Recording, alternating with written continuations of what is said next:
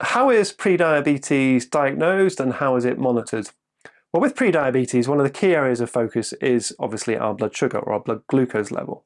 So as you would expect, using the blood sugar level or blood glucose level is a key focus of prediabetes and how we diagnose it and how we monitor it. However, blood glucose, so the sugar in the blood, is a rapidly changing thing. So it can change within minutes depending on what we've just eaten, how stressed we feel, whether or not we've just exercised. So it may not be the most reliable measure for looking at how our body is over the longer term.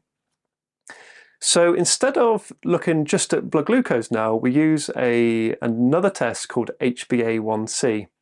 Now, HbA1c is a blood test that looks at the average blood sugar over an approximately 3-month period. So if your blood sugar has been higher on average over a 3-month period, your HbA1c blood test will be higher. The HbA1c blood test isn't perfect, but it is pretty good. And to diagnose prediabetes, the HbA1c level, the test result will be between 42 and 47. If the HbA1c blood test is less than 42, that's considered normal. 42 to 47 is prediabetes, and 48 or above is considered type 2 diabetes. So HbA1c is now the commonly used blood test for diagnosing and monitoring how prediabetes is getting on.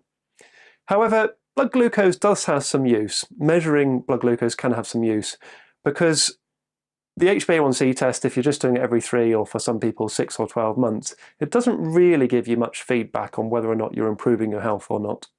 So measuring blood glucose with this more instant readout can be quite helpful in monitoring how you're getting on with your prediabetes.